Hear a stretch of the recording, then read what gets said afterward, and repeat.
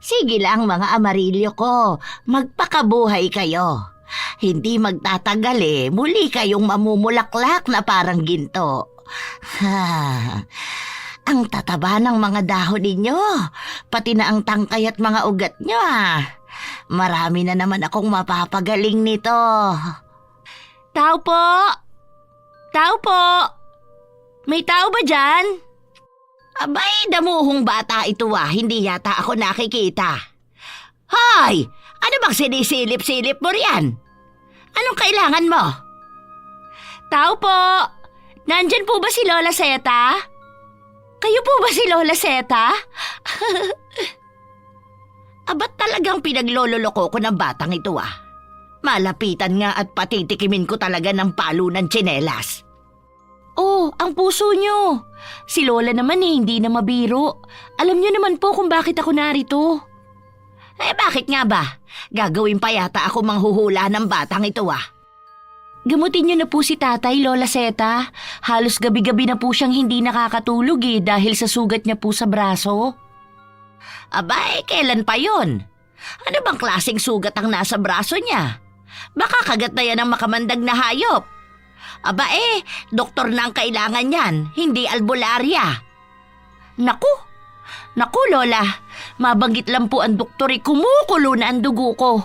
Wala nang ibang ginawa kundi tumanggap lang ng tumanggap ng bayad. Hindi naman napapagaling ang sugat ni tatay. Ayun nga po at kauuwi lang po nila galing sa ospital. Ang sabi po pabalikin na lang daw po ulit si tatay pag naubos na po yung binigay nilang gamot. Pang 1 linggo daw po yun. Kaya lang Lola, nag-aalala na po kasi ako kay tatay. 2 buwan na po kasi niya iniinda ang sugat niya sa braso. Baka naman po kung pwede, tingnan niyo po ang sugat niya. Mahirap yung gusto mong mangyari, Sara. Unang-una hindi naman naniniwala si Pedro sa kakayahan ko. Mahihirapan tayong gamutin siya. Teka, alam ba ng nanay mo na pumupunta ka rito? Si Lola naman bakit po sa tuwing pumupunta ako rito palagi niyo pong tinatanong kung alam ni nanay? Para pong umiiwas kayo sa kanya. Abay, hindi naman sa ganon. Ayoko lang na may masabi ang nanay mo sa tuwing pumupunta ka rito. Abay, mahirap na. Galit na pala wala pa akong kaalam-alam. Bakit naman po siya magagalit wala naman kayong ginagawang masama? Sige na po Lola, nakikiusap po ako. Idinadaan ko lamang po sa biro ang nararamdaman kong pag-aalala para kay tatay Baka naman po, kahit 1 beses lamang, pagbigyan niyo na po ako. Pangako, hindi ko na po kayo kukulitin pagkatapos nito. Sus, idinadaan-daan mo pa sa pangako. O siya, sige na. Pagbibigyan ko na ang kahilingan mo. Pero kapag tumanggi si Pedro na tingnan ko ang sugat niya hindi mo na ako kukulitin dito, ha? Alam mo naman na wala ring bisa ang panggagamot ko pag hindi naniniwala ang pasyente sa kakayahan ko. Naiintindihan ko po, Lola. Hintayin mo ako dyan at kukuha lamang ako ng mga gamit ko sa panggagamot. Sandali lang ako, ha? Mula sa labas ng bakuran ni Lola Seta, nakatayo ang 18 taong gulang na si Sara habang nakatingin sa malawak na taniman ng Amarilyo.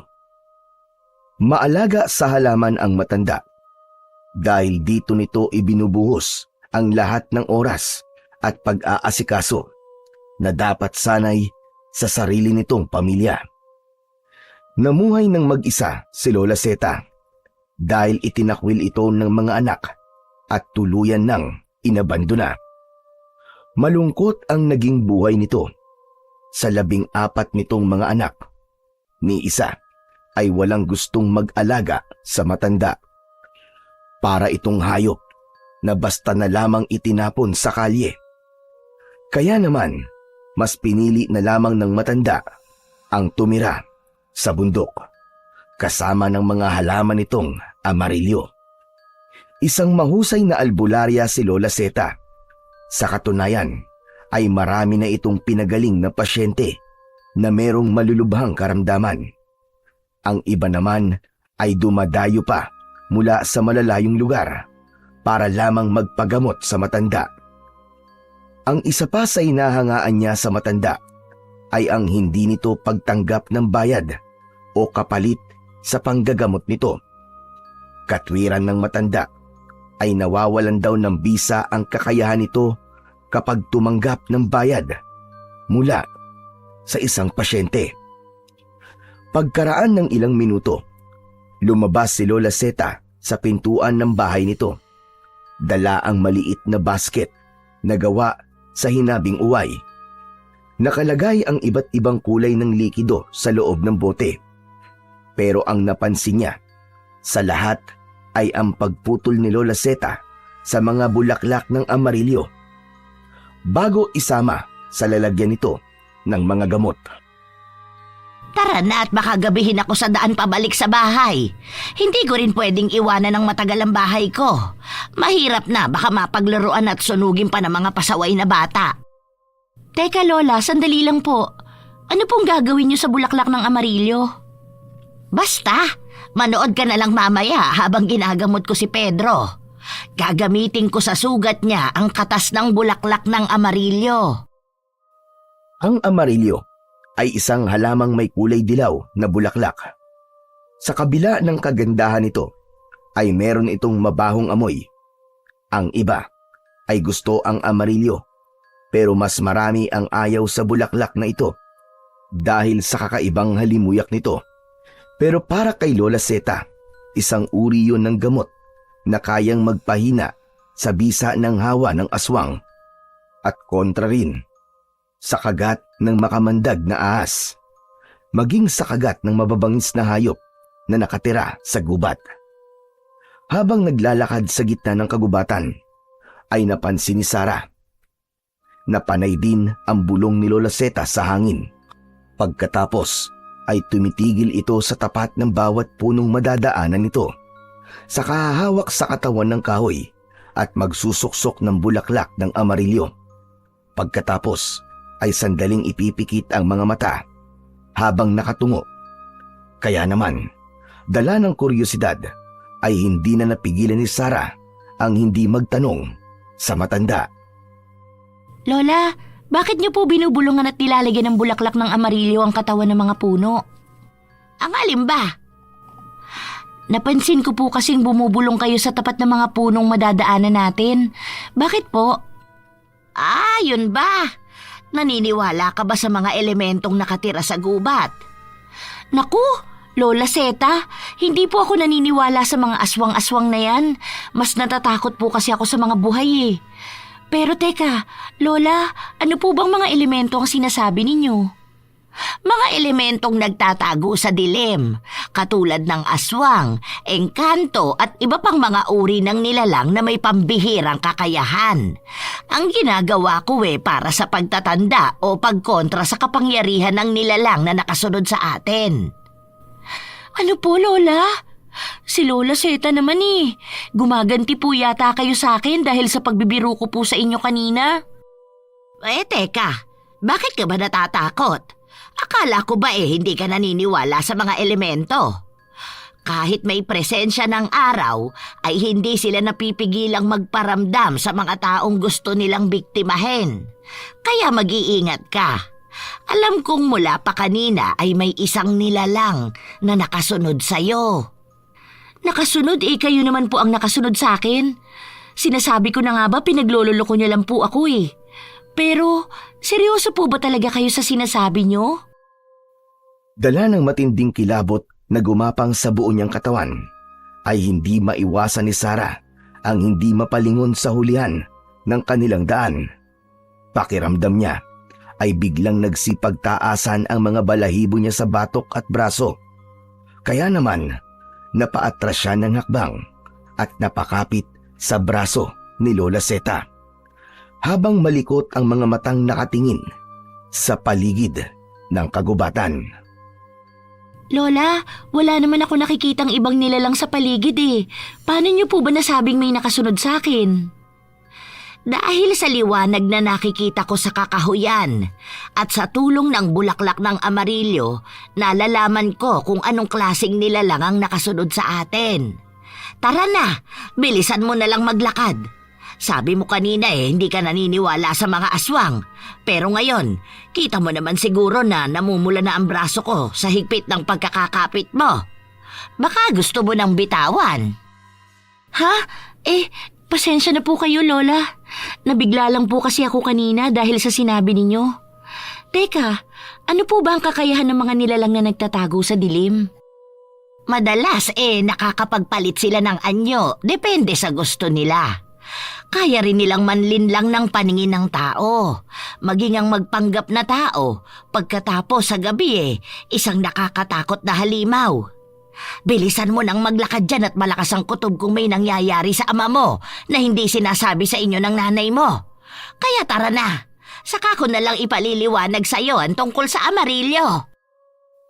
Halos patakbo na ang ginawang paghakbang ni Sarah para lamang makarating kagad sa kanilang bahay habang panay pa rin ang linga niya sa paligid. Pakiramdam niya ay may mga pares ng mga matang nakatingin sa kanila. Nagmamatsyag at naghahanap lang ng pagkakataon para umatake. Lalo pa at parami na ng parami ang mga buntis na natatagpo ang wakwak ang tiyan at nawawala ang sanggol sa kanilang sinapupunan.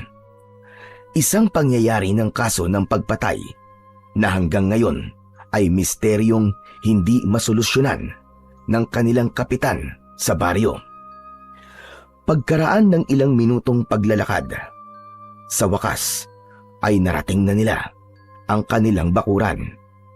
Kaagad na pumasok si Lola Zeta sa loob ng kanilang bahay.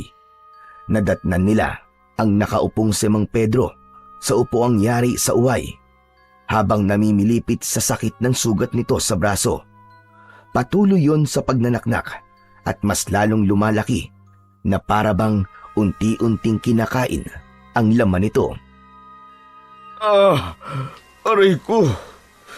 Ano ba naman to? Napakasakit ng sugat ko. Hindi ko na to matatagalan pa. Sobrang sakit na parang may gumagalaw-galaw na kung anong insekto sa loob. Tay, may kasama po akong manggagamot na titingin sa sugat nyo. Kumusta na po ang pakiramdam nyo? Magtatanong ka pa, hindi mo ba nakikita? Hirap na ako sa pesteng sugat na to Teka, saan ka ba nanggaling ha, Sarah? At bakit kasama mo pa ang matandang yan? Humingi na po ako ng tulong kay Lola Zeta, Tay, para hindi na po kayo napupuyat sa gabi. Peste! Hindi ko kailangan ng tulong ng isang albularya. Wala na akong tiwala sa mga yan. Teka, nasaan ba nanay mo ha? Bakit pareho na kayong hindi tumitigil sa bahay? Tay, pareho na po kami ni nanay na naghahanap ng albularyong titingin sa sugat nyo. Si Lola Zeta po, pagagalingin niya po kayo. Kaya nakikiusap po ako. Hayaan niyo pong gamutin niya kayo. Hindi ko na kailangan tingnan pa ang sugat niya, Sarah. Dahil sa kulay pa lang ng mga mata ng iyong ama ay alam ko na agad kung ano ang dahilan kung bakit siya nagkakaganyan. Ano pong ibig niyong sabihin, Lola Zeta? Ang sugat niya sa braso ay kagagawa ng kagat ng isang aswang. Hindi talaga yan gagaling kung doktor ang titingin dyan. Dahil albularyo lamang ang may kakayahang magpagaling niyan. Ay, kalokohan! Isang malaking kalokohan ang mga pinagsasabi niyo, Lola Zeta. Ang galing niyo rin naman gumawa ng kwento no? Baboy ramo lamang ang kumagat sa braso ko. Aswang. Huwag niyo nga akong pinaglololoko. Kayo nga itong mukhang aswang Tignan niyo nga ang itsura niyo. Tay, huwag niyo naman pong pagsalitaan ng ganyan si Lola Zeta. Ewan ko. Aray, paalisin mo na nga yan. At taga-aksaya lamang siya ng oras dito. Bakit po ba kayo nagkakaganyan? Hinuhusgahan niyo po agad si Lola hindi niyo pa po nasusubukang magpagamot sa kanya. Wala naman po sigurong masama kung bibigyan niyo po siya ng pagkakataong gamutin ang braso niyo. Marami na po tayong nilapitang titingin sa sugat niyo, pero wala rin naman pong nangyari. Bingi ka ba ha, Sarah? Ang sabi ko, paalisin mo na siya. Sa nga nung wala masama. Halata namang pinaglululukan niya lamang tayo. Hindi mo ba nakikita? Nakikigaya lang siya sa mga kababaryo nating mahilig magpakalat ng gawa-gawang kwento, mga chismis, tungkol sa mga aswang-aswang na yan. Ay, wala pa naman silang napapaturayan na totoo nga ang aswang. Aray ko. Kaya pwede ba, Sarah? Paalisin mo na yan. Isigil mo na ang kalokohan mong yan, ha? Bago ka pasamain sa akin. Pedro! Pedro, sandali lang. Huwag kang magagalit kay Sarah. Hindi isang kalokohan ang sinasabi ko. Gusto mo bang patunayan ko pa sa'yo na totoo ang sinasabi ko tungkol sa mga aswang? Totoong kagat ng aswang ang nasa braso mo at hindi kagat ng isang baboy ramo. Sige nga, patunayan nyo nga po sa akin na hindi kayo nagsisinungaling. Ayusin nyo lang, ha? Ang ayoko pa naman sa lahat, yung pinaglololoko ko. Ibinaba ni Lola Zeta ang dala nitong basket. Saka dinukot sa loob ang isang pirasong bulaklak ng amarilyo. Pagkatapos, nakapikit ang mga matang binubulungan ang bulaklak na nakakulong sa palad nito. Saka pinisil ng daliri ang hawak na amarilyo. Halos manlaki ang mga mata ni Sarah nang bigla na lamang natumba sa sahig si Mang Pedro. Nagkikikisay ang katawan habang nakatirik ang mga mata. Sa po ng palad ang sugat nito sa braso. Bawat pisil ng matanda sa bulaklak ng amarilyo ay ganun din ang malakas na sigaw ng kanyang ama dahil sa hindi maipaliwanag na sakit. Lola, teka sandali lang po. Bakit ganyan po ang reaksyon ng katawan ni tatay? Saka, bakit parang konektado ang sakit niya sa bulaklak ng amarilyo? Dahil kagat talaga ng aswang ang sugat na nasa braso niya. Pinabayaan niya ang kanyang sarili, kaya mas lalong lumala ang kalagayan niya. Tulungan niyo po si tatay. Nakikiusap po ako, Lola. Pilit na binabasa ni Sarah ang reaksyon sa muka ng matanda habang hindi pa rin ito ibinababa ang kamay na may hawak na bulaklak. Bumulong muna ito ng isang orasyon. Saka inihipan ng 3 beses ang bulaklak. Saka piniga nito ang katas sa mismong sugat ni Mang Pedro. Lalong lumakas ang sigaw ng kanyang ama nang lumapat na ang katas sa sugat nito. Bumula yon na parang agwa oksinada. Pagkatapos ay unti-unting nawala ang pangingitim ng palibot ng sugat nito. Kasabay ng pagkawala ng pagkikisay ng katawan, nakabangon ito mula sa pagkakahiga sa sahig at nagtatakang napatingin sa muka ni Lola Zeta. Aba teka, papanong nangyari to, Lola Zeta? Bigla din po nawala ang pananakit na sugat ko. Dahil aswang ang kumagat sa braso mo, Pedro, at hindi isang baboy ramo. Kung hindi ako nagkakamali alagad ng aswang duyog ang baboy na yon. Ano po ang aswang duyog? Isang nilalang na kumakain ng sanggol sa loob ng tiyan kasama ang kanyang ina. Sila ang mga aswang na matatalas ang pang-amoy. Alam nila kung ilang buwan na ang sanggol. 6 o 5 buwan, yan ang masarap sa kanilang panlasa. Pero ang mas gusto nila ay yung may kagat na ng kanilang kambal buhay. Kambal buhay? Ano pong ibig sabihin ng kambal buhay? Konektado sa isa't isa, katulad ng ginawa ko kay Pedro kanina. Ang pinipisil ko ay bulaklak ng amarilyo, pero ang nasasaktan ay si Pedro. Yun ang ibig sabihin ng kambal buhay. Pambihira naman, oo. Hindi naman ako buntis Wala rin ako nakitang kambal buhay para maranasan ang ganitong paghihirap. Kinagat ka ng kambal buhay niya. Hindi pa rin ba malinaw sa'yo na ang sugat mo sa braso ay gawa ng isang aswang? Isang baboy ramong kampo ng aswang duyog. Idagdag pang dahilan ay galit na galit sila sa apoy at sibat. Kaya nang magronda kayo ng gabing yon, ay bigla kanyang inatake. Kung ganun po, Lola, tao rin po ba sila na nagaanyong aswang sa gabi? Hindi pangkaraniwan ang aswang duyog, Sarah. Kakaiba sila sa lahat ng mga aswang. Hindi siya nakikilala ng kahit na anong klaseng pangontra. Masasaktan mo siya ng sandata, pero saglit lang dahil may kakayahan siyang magpahilom ng sugat. Mapapatay mo ang aswang duyog kapag napatay ninyo ang kambal buhay niya at iyon ang baboy ramo. Matagal na akong albularya, pero ngayon lang ako nakakita ng kagat ng aswang duyog. Kaya mag-iingat ka, Pedro. Dahil isa sa mga katangian ng aswang na ito ay magkonekta sa katawan ng hayop para hindi sila mapatay ng tao. Teka, sandali lang po, Lola. Naguguluhan po ako sa pagkakaintindi sa aswang na ito eh.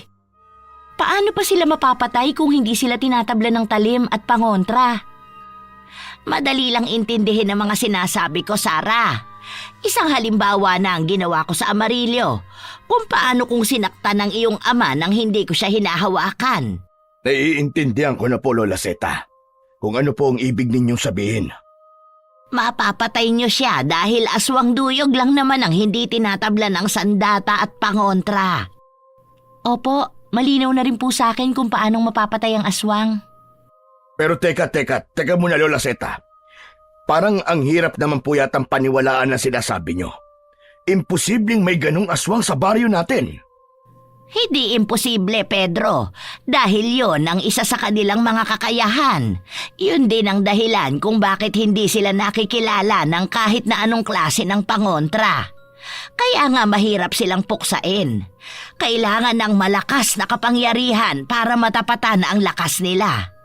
Ngayon naman, ipaliliwanag ko sa inyo kung bakit sa una pa lang ay alam ko ng kagat ng aswang ang sugat na nasa braso mo, Pedro. Sige po, kung ganun paano po, Lola Zeta? Dahil sa iyong mga mata, kulay pula na parang nagbabagang apoy. Ako lang ang nakakakita nun kaya hindi rin nila mapapansin ang mga sintomas na yon na may laway ka ng aswang duyog. Pangalawa ay ang itsura ng iyong braso. Kulay itim na parang gumagalaw-galaw ang iyong laman sa paligid ng iyong sugat. Tuwing gabi parang tumitibok-tibok na parang puso. Kaya hindi ka na pinapatulog ng sakit mo. Dahil may umaali-aligid na aswang sa palibot ng bahay mo. Ikaw na ang sunod niyang bibiktimahin. Dahil kumbaga sa prutas, hinog ka na. Kailangan ka na nilang pitasin. Sandali lang po, Lola. Hindi po kasi ako makapaniwala sa mga sinabi niyo. Parang tinatakot niyo lamang po si tatay. Wala ka bang tiwala sa akin, Sarah? Ako huwag niyo akong pinaglololoko. Hindi ako nakikipagbiruan sa inyo, Lola Zeta. Kahit na kailan ay hindi ko ginagawang biro ang mga sinasabi ko tungkol sa mga nalalaman ko sa aswang duyog. Ngayon ay tatanungin ko kayo. Kung niloloko ko lamang kayo, anong mapapala ko? Magkakapera ba ako kapag nagsinungaling ako sa inyo? Nakita nyo na bang nagpabayad ako sa mga nagiging pasyente ko? Dahil ang tunay na manggagamot, hindi humihingi ng bayad, limos o kapalit sa pagod niya sa panggagamot. Tila nawala ang pagdududa sa mukha ng mag-ama dahil sa mga narinig mula kay Lola Zeta. Isang bagay na mahirap paniwalaan pero tumutugma yon sa mga nangyayari sa kanilang baryo. Sunod-sunod na ang natatagpo ang patay sa kakahuyan. Kung minsan ay sa mismong bahay ng mga biktima. Kung hindi wakwak ang tiyan, ay ang mga lalaki namang napapabalita ang nakakagat ng mabangis na aso o baboy ramo sa kagubatan. Kaya mas lalong pinaigding ang pagroronda sa gabi. Pero ang napapala lamang ng mga tanod ay kamatayan din sa huli. Dahil sa mga nagiging sugat nila na katulad sa sugat ni Mang Pedro. Pasensya na po, Lola Zeta, sa mga nasabi namin sa inyo. Ano pong magagawang paraan para mapigilan na ang kanilang sunod-sunod na pambibiktima sa baryong ito? Hindi ko pa masasagot ang tanong mo, Sarah. Dahil kahit ako naguguluhan na rin sa mga nangyayari. Lalo na't wala namang naniniwala sa kakayahan ko. Katulad ng mga anak kong itinakwil na ako, kaya ang bisa ng aking kakayahang orasyon ay unti-unti na ring humihina. Lola Zeta, paano po si tatay? Gagamutin niyo po ba siya? Nakikiusap ako, Lola. Tulungan niyo po kami. Alam niyo sa totoo lang po, Lola Zeta, nang dumating kayo kanina, galit ang nararamdaman ko sa inyo.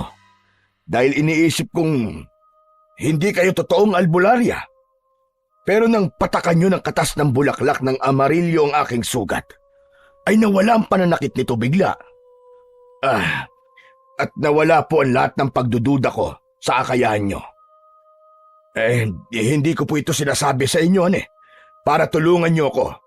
Pero nakikiusap po ko.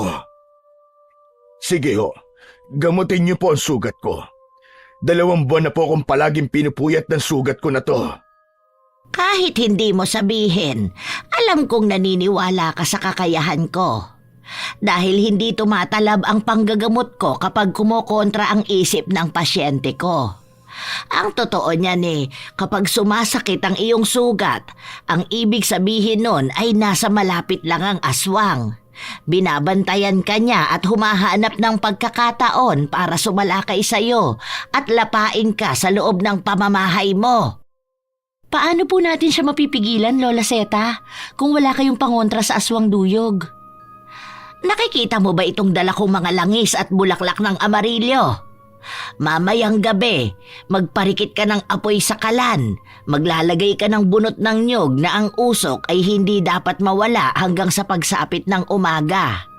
Isasabit mo ang bulaklak na ito sa tapat ng agona ng kalan o sa lugar ng direktang tatamaan ng usok hanggang sa ito ay umitim.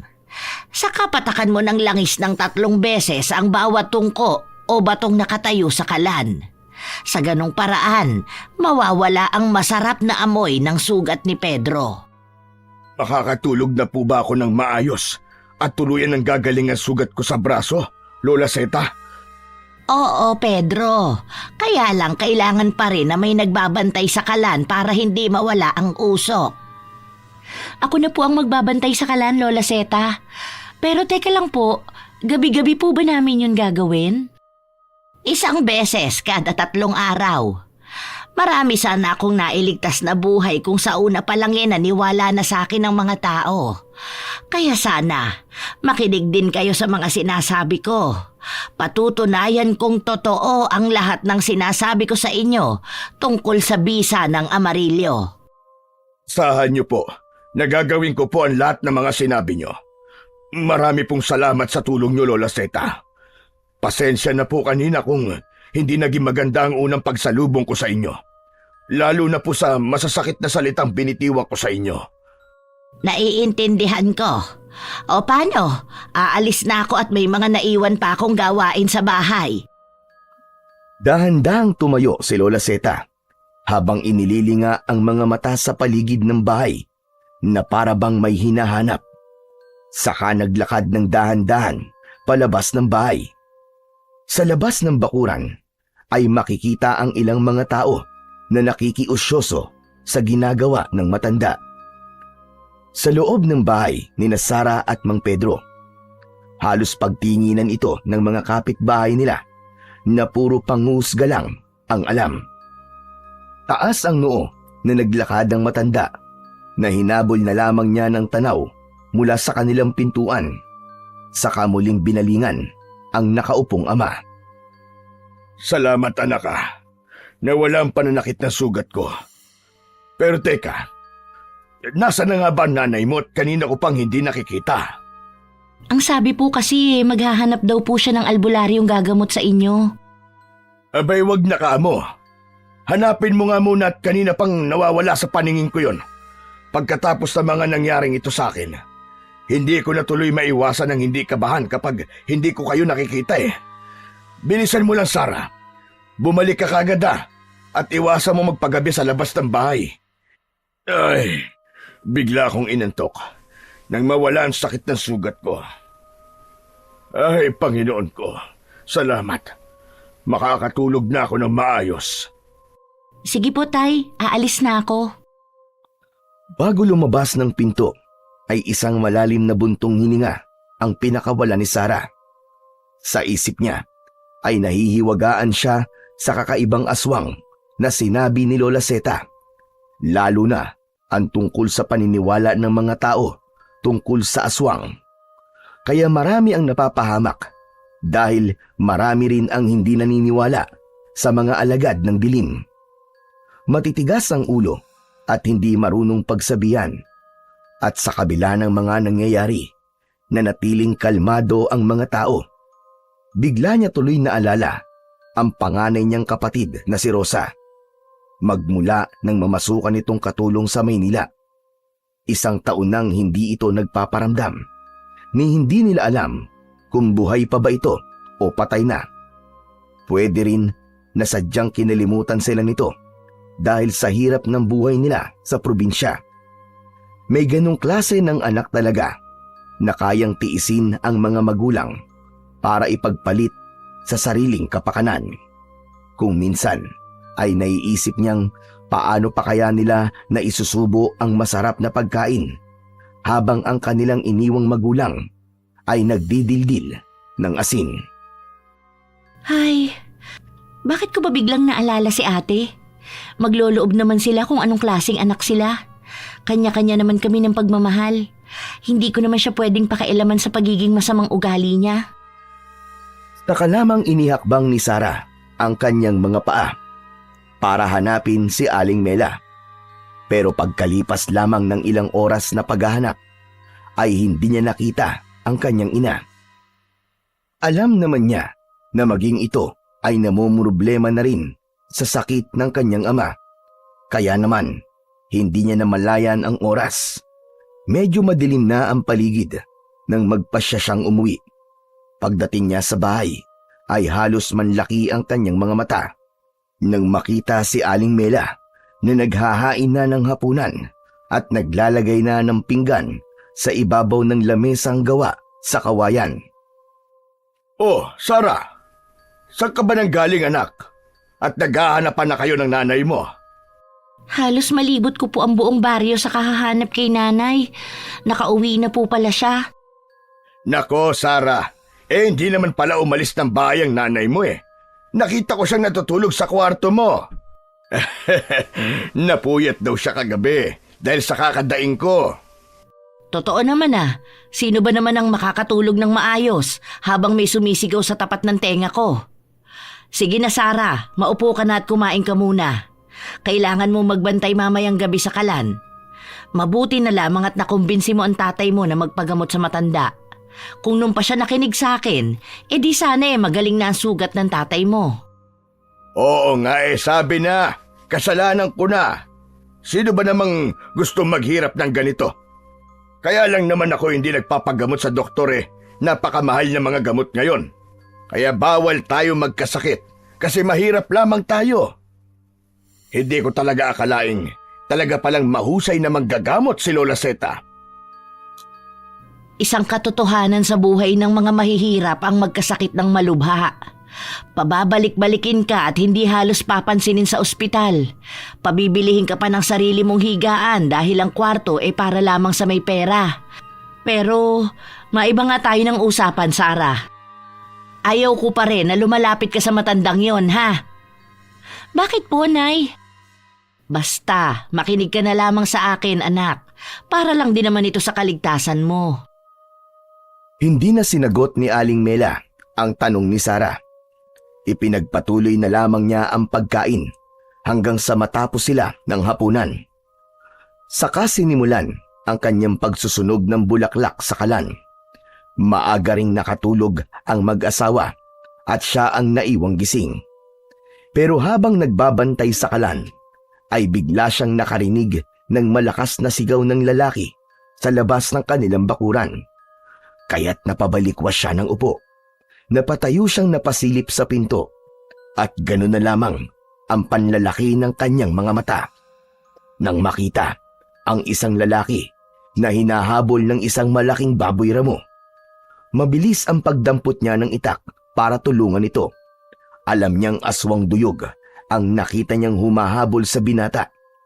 Dala ang lumang gasera ay sinundan niya ang mga ito papasok sa kakawyan. Habang ang maririnig niyang ingay ay ang boses ng lalaking sumisigaw at humihingi ng saklolo. Nawala ang takot niya sa aswang at galit na lamang ang natira sa kanyang dibdib nang maalala ang ginawa nito sa kanyang ama. Tulong! Tulungan niyo ako! Saklolo! Mabilis na humarang si Sarah sa harapan ng tumatakbong lalaki habang habol nito ang sariling hininga. Itinaas ni Sarah ang hawak niyang itak para harapin ang baboy ramo, pero bigla niya itong nakitang umaatras na parang may naamoy na mabaho sa kanyang katawan. Doon niya lang naalala na may katas ng amarilyo sa damit niya habang pasingasingang nakatayo ang halimaw sa unahan ng kanilang daan. Saka lamang pinagsisihan ni Sarah ang kanyang desisyong tulungan ang lalaki. Biglang nagsipagtayuan ang mga balahibo niya sa katawan. Nanginig ang kanyang tuhod na biglang gumapang ang kanyang takot. Lalo pa nang makita ang mahabang pangil na nakausli sa malaking bibig ng baboy ramo. Aswang ang baboy ramong yan dahil mapupula ang kanyang mga mata. Anong ginagawa mo sa labas ng bakura namin? Sa tingin ko hindi ka taga rito. Tinamang Pedro at Aling Mela sa Jaco. Hindi ko akalaing may baboy ramo na nakabantay sa labas ng bakura nyo. Nagkabiglaan kami sa pagpasok ko sa tarangkahan ng bakod nyo. Akala ko nga'y alaga nyo ang baboy ramo na yan eh. Sasagutin pa sana ni Sarah ang sinabing yun ng lalaki. Kaya lang ay mabilis na silang inatake ng aswang. Sinunggaban nito ng kagat si Sarah, pero nakailag siya at inatake niya ng itak ang likod nito. Kaya lang, sa kapal ng balat ng baboy ramo ay hindi nito ininda ang taga niya. Muli itong sumugod sa kanya. Gamit ang ulo ay malakas siya nitong binangga sa tiyan. Halos bumalandra siya sa puno nang bumagsak siya sa lupa. Muntik pa siyang tamaan ng paa nito nang lumukso itong umatake sa kanya. Agad na nakatayo ang dalaga at tumakbo siyang pabalik sa kanilang bahay. Pero pasadsad sa lupang naharangan siya ng baboy ramo sa kanyang unahang daan. Umaangil ito na parang nauulol na aso. Ikinakaskas din ito ang unahang paa sa lupa habang umuusok ang ilong nito dahil sa galit. Mas lalong hinigpitan ni Sarah ang kapit sa kanyang itak at hindi inaalis ang paningin sa nakatayong nilalang. Mabilis din ang tibok ng kanyang puso na halos mabingi na sa sariling kabog ng kanyang dibdib. Muling sumugod sa kanya ang baboy ramo. Sa kamalas-malasan ay hindi niya napansin ang nakaharang na kahoy sa kanyang likuran. Nawalan siya ng balanse ng katawan at bumagsak siya sa damuhan na hindi nabibitiwan ang itak. Halos mapaigik siya sa sobrang sakit nang tumama ang kanyang likod sa nakausling matulis na bato sa lupa. Ramdam na ramdam niya ang pagbaon ng dulo nun sa kanyang laman. Namanhid ang kanyang likod kasabay ng pagsulpot ng baboy ramo sa kanyang harapan. Kinagat siya nito sa hita. Dala ng matinding sakit mula sa pagbaon ng pangil nito sa kanyang laman. Napasigaw siya ng sobrang lakas. Mas lalo niyang pinagsisihan ang pangingialam niya sa lalaki nang makita ang sariling dugo na bumubulwak na sa kanyang sugat. Nakita niyang tumakbo ang lalaki papalayo sa kanya. Nahulog pa nito ang bag dahil sa pagmamadaling makatakas sa halimaw na nakakagat sa kanyang hita. Si Sarah ang naiwang nakikipagpambuno sa aswang na baboy ramo at wala nang magawa dahil sa lakas ng aswang. Halimaw ka! Lumayo ka! Alisin mo ang bibig mo sa hita ko! Magbabayad ka! Papatayin kitang aswang ka! Mahigpit na kinapitan ni Sarah ang kanyang itak. Saka tinaga ang muka ng baboy ramo na nakasubsob pa rin sa kanyang hita. Iwinasiwas nito ang ulo na parang may kaagaw sa paglantak sa kanyang laman. Tila hindi nito iniinda ang bumaong talim sa mukha nito. Mas lalo lamang itong naging agresibo para patayin siya. Maya-maya pa ay narinig niya ang boses ng lalaki, pati na ang pagliwanag ng paligid dahil sa mga sulo na dala ng mga tanod na kasama nito.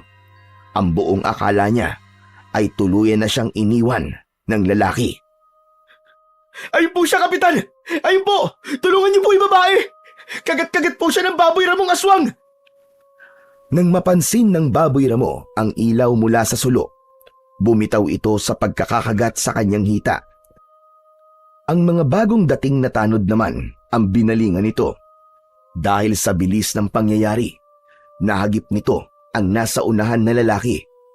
Tumalsik pa sa kanya ang sariwang dugo mula sa tanod. Ito rin ang tanod na hindi naniniwalang aswang ang baboy ramo. Nakawala lang daw ito sa kulungan at bagong panganak, kaya naman nagwawala. Sa kamalasan ay ito mismo ang unang naging biktima. Napuruhan ito sa tiyan. Halos lumaylay ang mga lamang loob nito sa tiyan habang iwinawasiwas ng baboy ramo ang lalaki. Wala nang nagawa ang mga tanod, kundi paulanan ng sibat ang aswang kahit kagat pa nito ang kanilang kasamahan. Mula sa kanyang kinahihigaan, lumapit ang lalaki, saka yumakap sa kanyang bewang para alalayan siyang makatayo. Diyos ko, pati ba naman dito? May aswang na rin kagaya sa aming lugar. Mabuti na lamang at tinulungan mo ako, miss. Kaya lang, ikaw naman to nasugatan. Pasensya ka na. Nagulat din talaga ako sa itsura ng baboy ramo eh. Ayos lang ako. Medyo masakit lang ang sugat ko sa hita. Totoo pala talaga ang sinabi ni Lola Seta na may aswang sa lugar namin. Pero bakit kaya hanggang ngayon hindi pa rin nila alam na aswang ang baboy ramong umaatake sa mga tanod? Aray! Ang sakit ng sugat ko sa hita. Lagot na. Siguradong sermon na nga abutin ko nito kay tatay at nanay. Muli nilang tinignan ang mga tanod na patuloy sa pagtugis sa aswang na baboy ramo. Mabuti na lamang at natakot na ito sa patuloy na pag-atake ng mga tanod gamit ang mga sibat. Naitaboy papalayo ang baboy ramo na aswang, pero namatay naman ang isa sa kanilang kasamahan. Dilat ang mga mata ng biktima na naliligo sa sarili nitong dugo. Kung hindi dumating ang mga tanod, siguro siya ngayon ang nakahiga sa damuhang kinahihigaan ng tanod. Kinuha ni Danilo ang hawak niyang itak, saka inilalayan siyang maglakad pauwi sa kanilang bahay. Dinampot nito ang bag na naiwan sa damuhan, saka umalis sa lugar na yon. Malulungkot ang mga mukha ng tanod na nakatingin pa rin sa kanilang kasamang nasawi nang dahil sa baboy damo na aswang. Pagdating nila sa bahay ay mabilis silang pumasok sa loob. Mabuti na lang at tulog pa rin ang kanyang mga magulang dahil sa ilang araw nang walang maayos na tulog. Kaya walang kaalam-alam ang mga ito na muntik na siyang mapahamak. Dito na lamang ako mauupo sa bangko na gawa sa uway. Pagkatapos kunin mo yung basket sa ibabaw ng lamesa. Pakidurog na rin ang bulaklak ng amarilyo para ang katas ang ilalagay ko sa sugat ko. Mabilis na sumunod si Danilo sa lahat ng utos ni Sara. Pero natigilan ang lalaki nang mahawakan nito ang bulaklak ng amarilyo. Natulala ito na parang nahulog sa malalim na pag-iisip. Nakabawi lang ito sa sandaling pagkatulala nang magsalita si Sara. Bakit? May mali ba sa bulaklak? Ha? Wala. May naalala lang ako. O sige, dudurugin ko na tong bulaklak ng amarilyo. Habang naririnig ni Sara ang tunog ng pagpukpok ni Danilo sa bulaklak, nagising naman ang kanyang mga magulang na magkasabay pang sumilip sa kwarto. Ganun na lang ang panlalaki na mga mata ng kanyang mga magulang nang makita ang dugong umaagos sa kanyang binti, pati na ang ilang mga dugo na pumatak sa sahig. Bumakas sa mukha ng mga ito ang matinding pag-aalala para sa kanya. Hindi kagad napansin ng mga magulang ang nakatayong lalaki na malapit sa lamesa. May Diyos ko, Sara! Sara! Ano nangyari sa'yo? Bakit may sugat ang hita mo? Tinulungan niya po ako, Manong. Inabol po kasi ako ng baboy ramo kanina eh. Saka lang din napansin ng mag-asawa ang lalaking nakatayo sa tabi ng lamesa. Napaunat ng tayo si Mang Pedro habang bakas sa muka ang pagtataka. Nagpalipat-lipat ang tingin ng mga ito sa muka ni Sara at Danilo. At sino ka namang lalaki ka? At bakit nasa loob ka ng pamamahay ko? Sakto naman pong nakita kong hinabol siya ng mga baboy ramo kanina. Kaya hindi ko po napigilan ang sarili ko na hindi siya tulungan. Mang Pedro, utang ko po sa anak niyo ang buhay ko.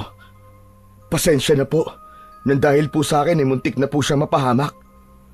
At sino ka nga? Hindi mo pa rin sinasagot ang tanong ko eh. Bakit mo ba ako hinahanap? Ako po yung nagpapadala po ng sulat sa inyo. Ako po si Danilo. Ako po yung asawa ni... Ah! Ikaw pala si Danilo. Saka na natin pag-usapan ang tungkol sa sulat. Abe, pasensya ka na kung nasigawan kita. Ikukuha ko muna ng malinis na tubig at planggana si Sarah para malinisan ang sugat niya. Itutuloy ko naman po itong pagdudurog sa bulaklak ng amarilyo. Sino po ba ang nagturo na pwede pong gamitin ang bulaklak na ito bilang gamot? Si Lola Zeta nagturo niyan sa anak ko. Huwag ka mag-alala. Subok ko na ang bisa ng gamot na yan. Teka, bakit mo ba tinatanong kung sino nagturo niyan sa amin?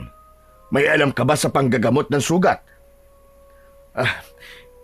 Konti lang po ang alam ko. Pero mabisang gamot po talaga ang bulaklak ng amarilyo sa kagat ng aswang. Kung ganon, may alam ka rin tungkol sa mga aswang. Pero bakit kanina parang nagtataka ka pa na aswang ang baboy ramong humabol sa'yo? Dahil hindi siya nakilala ng agimat ko eh. Ano ka mo? Agimat? Abay meron kang agimat? Para saan? Para malaman ko po kung aswang ba o tao ang kaharap ko. Para pong tagsuri na langis. Ang pagkakaiba nga lang po wala itong kakayang lumaban sa aswang. Kaya lang po na itong malaman kung aswang ang isang tao. Yan ba ang dahilan kung bakit ka narito? Gusto ko po mabigyan ng hustisya ang nangyari sa mag-ina ko. Kaya tumingi po ako ng tulong sa lolo ko dahil gusto kong pagbayaran ng halimaw na yon ang ginawa niya sa asawa ko at anak. Dala ng matinding galit ay mabilis na nadurog ni Danilo ang bulaklak ng amarilyo. Tila dito ibinaling ng lalaki ang galit para sa pumatay sa mag-ina nito.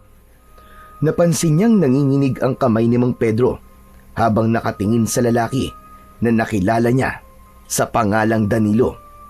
Maya-maya lang ay bumalik na si Aling Mela. May dala na itong palanggana at malinis na tela. Ibinabayon ng kanyang ina sa sahig para gamutin siya. Kaya lang, biglang naramdaman ni Sarah ang matinding pagkahilo at paninigas ng kanyang katawan. Diyos ko po! Sarah! Sarah anak, ano nangyayari sa'yo? Pedro, ang anak natin! Hawakan mo siya! Bilisan mo! Naku, Aling Mela, baka po kumakalat na po sa katawan niya ang lason mula sa kagat ng aswang. Danilo, iho, may alam ka ba sa panggagamot? Opo, pero konti lang po nalalaman ko kung paano mawawala ang lason sa katawan niya. Meron po ba kayong langis na magagamit kong panlagay sa sugat niya? Oo, tama-tama. May iniwang mga langis si Lola Zeta. Nasa basket, nasa ibabaw ng lamesa.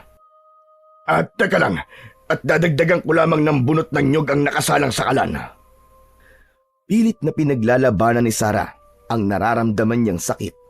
Pero hindi niya mapigilan ang pagtirik ng kanyang mga mata, pati ang pagtulo ng malapot niyang laway sa kanyang bibig.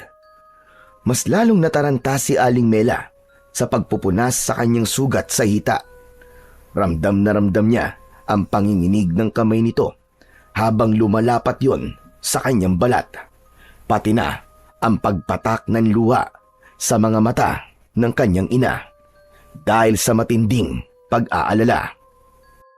Pedro, bilisan ninyo. Gamutin ninyo si Sarah. Hindi ko na kayang mawalan pa ng isa pang anak. Hindi alam ni Sarah kung bakit nasabi yon ng kanyang ina habang umiiyak itong nakahawak sa kamay niya. Para siyang nabibingi sa katahimikan ng paligid. Hindi niya maimulat ang kanyang mga mata. Para din siyang idiniduyan sa loob ng bahay dahil sa matinding pagkahilo. Sa kabila ng nararamdaman niyang sakit ay patuloy namang nagugulo ang kanyang isip tungkol sa lalaking biglang dumating sa kanilang baryo. May dahilan kung bakit sinadyang pinutol ng kanyang ama ang iba pang sasabihin ng lalaki tungkol sa namatay nitong asawa. Hindi niya alam kung para saan ang kabang bumundol sa kanyang dibdib. Dahil sa mga iniisip, hindi na niya napigilan ang pagkikikisay ng kanyang katawan. Kahit nararamdaman niya ang paglalagay ng bulaklak ng amarilyo sa kanyang hita, ay hindi niya mapigilan ang sakit na nanggagaling sa sugat niya. Maging ang tila mga insektong nasa loob ng kanyang laman na walang tigil sa paggalaw, parang naghuhukay pailalim. Habang si Danilo ay sinuri muna ang sugat sa hita ng dalaga, saka pinatakan ng langis na nasa bote. Pagkaraan lamang ng ilang saglit ay naramdaman ni Sarah ang unti-unting pagkawala ng paggalaw ng kanyang laman sa sugat. Pedro, nangingitim na ang sugat sa hita ni Sarah. Baka kailangan na nating humingi ng tulong kay Lola Zeta. Diyos ko, natatakot ako, Pedro. Ano nang gagawin natin kay Sarah? Huminahon ka muna, Mela. Walang mangyayaring masama sa anak natin. Kasama niya tayo at hindi rin siya pababayaan ng Diyos. Kaya magdasal na lamang tayo para umepekto kagad ang gamot na inilagay sa kanya ni Danilo. Ganyan din ang naramdaman ko nung una ako makagat ng baboy ramo sa gubat. Kaya alam kong mamaya lang mawawala ng pagkikisay ng katawan niya. Parang ako ang mauunang mamatay sa anak natin eh. Hindi ako sanay na makitang nagkakaganyan ng anak natin. Para na akong hindi makahinga sa pag-aalala ko para sa kanya. Ay. Tama po si Mang Pedro, Aling Mela. Maghintay na lamang po tayo na bumuti po ang pakiramdam ni Sarah. Patawarin niyo po ako kung pati po ang anak niyo ay napahamak po ng dahil po sa akin. Wala kang kasalanan, Danilo. Kaya wag mong sisihin ang sarili mo. Kasalanan to ng aswang duyog na yon. Aswang duyog? Tama po bang narinig ko? Oo, Danilo. Ipinaliwanag na sa amin ni Lola Zeta ang tungkol sa aswang na yon. At hindi ako titigil hanggat hindi ko nahuhuli ang walang yang yon. Habang nag-uusap sa tabi ni Sarah ang kanyang mga magulang at si Danilo, pakiramdam niya ay para naman siyang lalagnatin sa epekto ng gamot na nakalagay sa kanyang hita. Pati na ang paglalaban ng gamot at laway ng aswang sa loob ng kanyang laman ay nakadagdag sa paghihirap na kanyang nararamdaman. Idagdag pa ang sugat niya sa likod na tumama sa batong nakausli sa lupang binagsakan niya kanina. Naramdaman ni Sarah ang muling pagbaliktad ng kanyang sikmura. Hindi na niya napigilan ang kanyang sarili na mapasuka at kumalat yon sa sahig na gawa sa kawayan. Mas lalong nataranta si Danilo nang mapansing namumula ang pisngi ng dalaga. Indikasyon yon na biglang pagtaas ng temperatura ng kanyang katawan. Patunay na naglalaban ang gamot at hawa ng aswang sa sugat ng dalaga. Aba, Danilo, ano nangyayari sa anak ko? Bakit siya nagkakaganyan? May tapal na ng bulaklak ng amarilyo ang sugat niya, pero hindi nawawala ang panginginig ng katawan ni Sarah. Huwag po kayo mag-alala, Mang Pedro. Palatandaan po yun na unti-unti nang nawawala ang epekto ng kagat ng aswang sa sugat niya. Pagkaraan ng ilang sandali, ay unti-unting nawala ang pananakit sa sugat ni Sarah. Dala ng matinding pagod at hirap sa mga pinagdaan ng sakit, ay tuluyan na siyang nawalan ng malay. Ang huling natandaan na lamang niya ay nasalo ni Danilo ang katawan niya nang muntik na siyang mahulog sa bangkong kinauupuan niya. Maligamgam na tela na humahaplos sa balat ang naramdaman ni Sarah nang tuluyan siyang magising mula sa pagkakatulog. Maging ang sugat niya sa kanyang likod ay naramdaman niyang may nakabenda na rin na tela. Ang muka ni Aling Mela ang nagisnan niyang nakatunghay sa kanyang muka. Habang hawak ang kulay puting tela, namamaga ang mga mata nito na halatang galing sa matagal na pag-iyak. Salamat at gising ka na, anak. Kumusta na ang pakiramdam mo? Nag-alala kami sa iyo ng tatay mo eh. Sa susunod, huwag ka nang basta na lamang sumusugod sa aswang ha. Paano kung napahamak ka? Hindi ko nga rin po alam, Nay, kung bakit ko nagawa ang bagay na yun. Nagsisi na lamang po ako nang makagat ako ng baboy ramo sa hita. Nasaan po pala si tatay? Nasa balkonahe, kausap si Danilo. Nay, ano po sadya sa inyo ni Danilo? Imbis sagutin ang tanong ni Sara, ay napahagulgol ng iyak si Aling Mela. Sa reaksyon ng mukha nito ay para bang may namatay sa pamilya nila. Kaya naman, muli niyang tinanong ang kanyang ina na may garalgal na tono. Nay, ano ba? Bakit hindi po kayo magsalita? Kagabi ko pa nararamdaman itong bigat sa dibdib ko. Para bang may dalang masamang balita si Danilo sa inyo na ayaw niyong ipaalam sa akin. Diyos ko! Sara! Anak! Nakita niyang magkasabay na pumasok sa loob ng silid sina Danilo at Mang Pedro. Halata niyang parang pinipigilan pa ng dalawa na sagutin ng kanyang ina ang mga tanong niya. Sa huli ay mas pinili ni Aling Mela na ipagtapat na sa kanya ang buong katotohanan tungkol sa masamang balita na dala ni Danilo sa kanila. Patay na ang ate mo. Pinatay siya ng aswang duyog. Kaya hindi namin masabi-sabi sa iyo ang tungkol sa nangyari sa kapatid mo dahil baka hindi mo matanggap. Alam namin kung gaano mo kamahal si Rosa. Pero heto na ang tamang oras para malaman mong matagal nang patay ang kapatid mo. Nay, Tay, hindi yan totoo, di ba? Nagbibiro lang kayo. Sara anak, wala na. Wala na ang kapatid mo. Patay na si Rosa. Ano pong nangyari kay ate? Matagal nang sumulat sa amin si Danilo. Nasabi niya sa sulat na biktima ng aswang ang kapatid mo. Kaya siya pumunta rito dahil nalaman niyang lumipat sa baryong ito ang aswang. Mas lalo niyang napatunayan na nandito nga ang aswang na pumatay sa kapatid mo nang mabanggit ko kanina ang tungkol sa aswang duyog. Gusto niyang bigyan ng hustisya ang nangyari kay Rosa. Hustisya? Hindi nga niya nagawang lumaban sa aswang kanina. Paano niya bibigyan ng katarungan ng nangyari sa kapatid ko? Ang masakit nito, bakit ngayon niyo lang sinabi na matagal na palang namatay si ate? Karapatan ko rin pong malaman ang nangyari sa kanya. Wala akong kaalam-alam na patay na siya.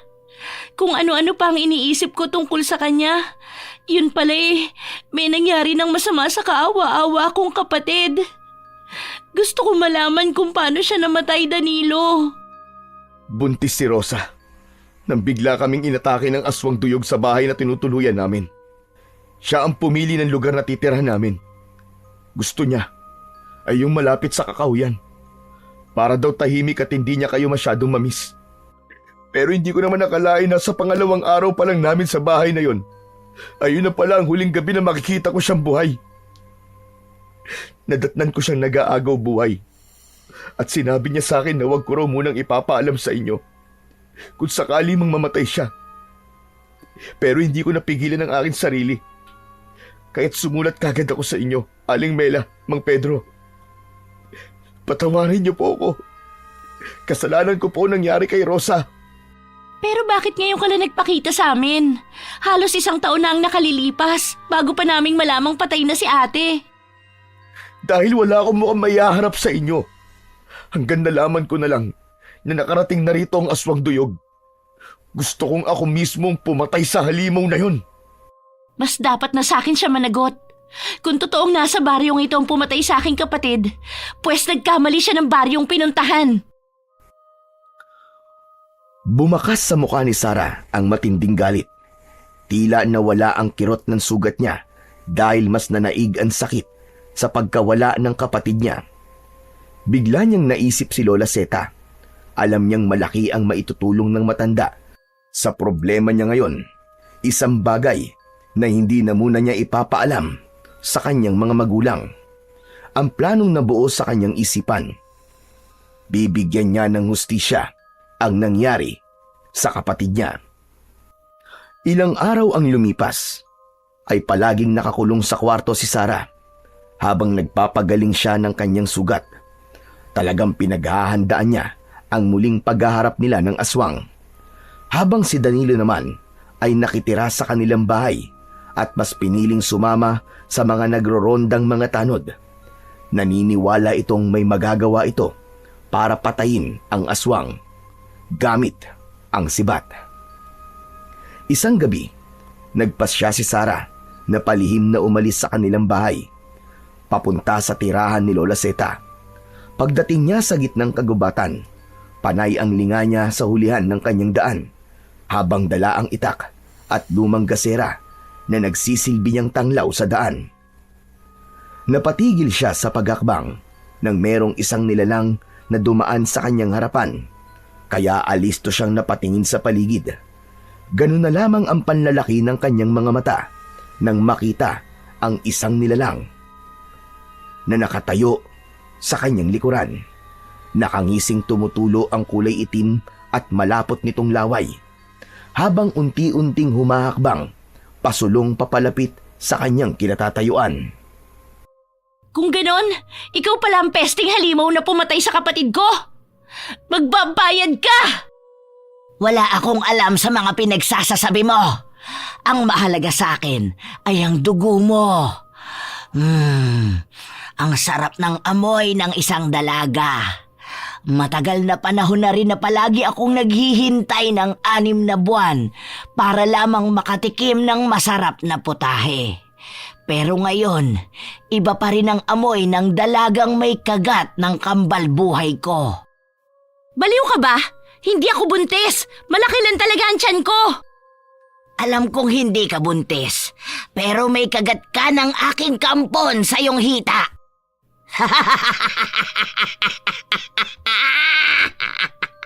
Wala ka ng kawala! Kasabay ng pag-atake ng halimaw, ang pagsalubong ng taga ni Sarah dito gamit ang itak. Tinamaan ito sa leeg at bumulwak ang mapulang likido sa sugat nito. Pero napaawang na lamang ang bibig niya nang makitang unti-unti yung nagsara. Kaya napaatras siya ng hakbang at sunod-sunod na napalunok ng laway. Bigla na lamang niyang naalala ang mga sinabi ni Lola Zeta na hindi ito basta-bastang tinatablan ng kahit na anong patalim o pangontra. Hindi na sinubukan ni Sarah na lumaban pa. Mabilis siyang tumakbo papalayo sa aswang.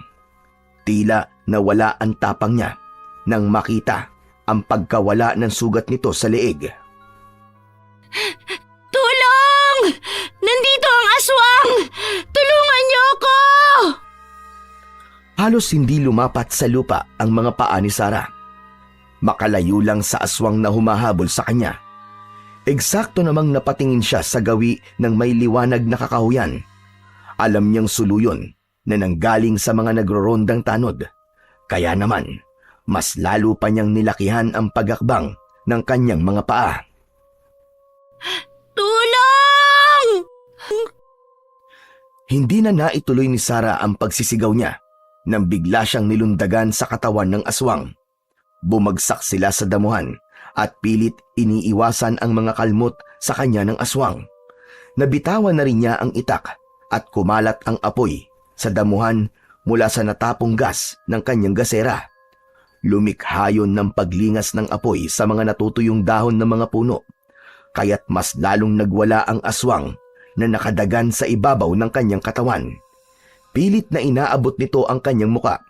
Idagdag pa ang mabahong amoy nito na parang nabubulok na laman ng tao. Tulong!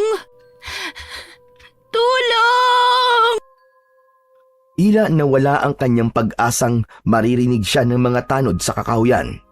Pero dahil sa pagkalat ng apoy sa damuhan, nakatawag yun ng pansin sa nagrorondang mga tanod. Lalo na sa pamilyar na boses na narinig ni Danilo. Narinig ng dalaga ang malalakas na yabag ng mga tanod papalapit sa kanyang kinaroroonan. Kaya lang, dumating na rin ang baboy ramo at akma na sana itong susugod sa kanya. Nang tamaan ito ng sibat mula kay Danilo, bumaon ang talim ng sibat sa tagiliran ng baboy ramo. At ganun na lamang ang panlalaki ng mga mata ni Sarah nang mapansing na pahawak na rin sa tagiliran ang aswang na nasa ibabaw ng katawan niya. Kaya't nagkaroon siya ng pagkakataong makaalis sa pagkakadagan ng aswang sa kanya. Sara! Sara, ayos ka lang ba? Oo, Danilo. Puntiryahin mo ng sibat ang baboy Ramo dahil magkakonekta sila. Bilisan ninyo! Kitang-kita pa rin ni Sara kung gaano namimilipit sa sakit ang aswang. Kaya naman, pinagtulungan ng mga tanod na patamaan ng sibat ang baboy Ramo. Pero huli na, dahil nagawa na ng baboy Ramo na atakihin ang mga ito. Isa-isa nitong binangga ang tiyan ng mga tanod, kaya't bumagsak ang mga ito sa damuhan. Saka kumaripas ng takbo ang baboy Ramo papalayo sa kanila. Kasunod ang aswang duyog. Naiwan ang mga tanod at si Danilo na nakahandusay sa damuhan habang hirap sa pagtayo. Sara! Sara, ayos ka lang ba? Teka, may sugat ka sa braso. Ano ba kasing ginagawa mo rito? Saan ka ba pupunta sa ganitong oras ng gabi? Ayos lang ako. Nasugatan ka ba? Bala ko sana makipagkita kay Lola Seta eh. Kaya lang nakasalubong ko ang halimaw na yun. Ang sakit. Aray, may sugat ako sa braso. Pinagkakalmot ako ng aswang na yun. Ang tigas naman kasi ng ulo mo eh. Bukas ka na lang makipagkita kay Lola Seta. Sasamahan kita kung gusto mo. Tumakas lang ako eh. O kita mo na yan. Tumakas ka lang pala eh. Muntik ka na tuloy mapahamak. Mabuti na lang narinig kitang sumisigaw at nakita ko ang apoy sa damuhan. Kung hindi, baka nilapakan na ng aswang duyog na yun. Oo, salamat. Huwag mo na lang mabanggit kina tatay at nanay ang nangyari sa akin, ha? Oo, hindi ko na sasabihin. Teka sandali. Narinig ko kanina ang sinabi mong asintay ng baboy Ramo dahil magkakonekta sila. Anong ibig mo sabihin doon? Napansin ko habang nakadagan siya sa aking katawan, nasaktan din siya ng tamaan ninyo ng sibatang tagiliran ng baboy Ramo. Ngayon lang din naging malinaw sa akin ang mga sinabi ni Lola Seta tungkol sa kaugnayan ng baboy Ramo sa aswang duyog. Mapapatay lang ang aswang kung mapapatay ang baboy Ramo. Kaya naman pala kahit na anong gawin namin pagtugis doon sa aswang, ay hindi namin siya mapatay-patay. Dahil kusang naghihilom ang sugat nito kapag direkta siyang sasaktan. Hanggang makarating sa bahay ay hindi mawala sa isip ni Sara ang mga natuklasan tungkol sa aswang duyog. Bukod pa roon ang pagkadismaya niya sa kanyang sarili nang makaharap ang aswang ay kusang naglaho ang kanyang tapang. Iba ang dalang kilabot kapag aktwal nang nasa harapan ang aswang duyog. Kinabukasan ay nagpasya si Sara na bumisita sa matanda para humingi ng tulong dito. Nadatnan nilang nagdidilig ng amarilyo si Lola Seta. Hindi nito napapansin na kanina pa silang nakatingin sa ginagawa nito. Lola Seta, kumusta na po kayo? Ay, sus Mariosep na batang ito. Palagi mo na lang akong ginugulat eh. Teka, parang may kasama ka yatang binata. Hindi ko alam na may nobyo ka na pala. Asawa po siya ng kapatid ko. Dumating na pala ang kapatid mong si Rosa eh. Pasok muna pala kayo. Ano bang sadya ninyo sa akin? Teka, na paano ba yung sugat mo sa braso? Mukhang mga kalmot yan ah. Mamaya ko na lamang po ikukwento sa inyo, Lola. Naku, mahaba pong kwento. Mabuti na lamang at nailigtas ako ni Danilo kagabi. Si Danilo na kanina pang nasa tabi niya ay kapansin-pansin ang hindi pagsasalita. Nakatingin lamang ito sa amarilyong nakatanim sa harapan ng bahay ng matanda. Pati na ang pamumutla ng labi at panginginig ng buo nitong katawan. Hanggang sa loob ng bahay ng matanda ay nanatili itong walang imik na parang pinag-aaralan ang bawat galaw ni Lola Seta. Ano bang kailangan ninyo sa akin? Nakita ko na po sa malapitan ng aswang duyog, Lola. Tama po kayo. Konektado po sila sa isa't isa. Anong konektadong pinagsasasabi mo? Ang buhay po ng aswang ay nasa baboy Ramo. Ngayong alam ko na po kung paano siya mapapatay, mas lalo lamang po ako magsisikap na mahanap siya. Para na rin mabigyan ng hustisya ang pagkamatay ng ate ko. Anong magagawa kong tulong para sa'yo, Sara? Masama siyang nilalang at marami na siyang napapatay. Pati na ang kaawa-awa mong kapatid, pinatay niya. Paano ko po siya matatalo, Lola? Kahit ang itakay baliwala lamang po sa kanya eh. Kakaibang aswang po talaga siya, Lola. Saglit lang at may ibibigay ako sa'yo. Panahon na para tapusin mo na ang buhay niya. Patayin mo ang aswang duyog sa ikatatahimik ng mga tao sa baryong ito. Sandaling tumayo si Lola Zeta para pumasok sa kwarto nito. Pagbalik ay may dala na itong maliit na baul. Inilipag yun sa ibabaw ng lamesa. Napansin niya ang bahagyang panginginig sa kamay ng matanda nang kunin nito ang bagay na nasa loob ng baul. O heto, kunin mo, Sarah.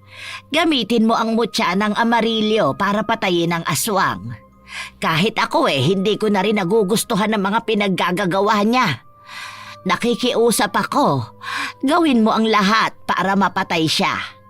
Nang dahil sa aswang na yon ay hindi na ako natahimik, kaya bigyan mo rin ng katarungan ng mga nangyari sa akin. Wag, Sarah! Danilo, ano bang ginagawa mo? Palagay ang loob ko kay Lola Zeta. Bakit ka ba nagkakaganyan? May sinisigurado lamang ako. Bakit mo kami tinutulungan? Bakit may bibigay mo siya kay Sarah? At nakikiusap ka pa na patayin ang aswang duyog?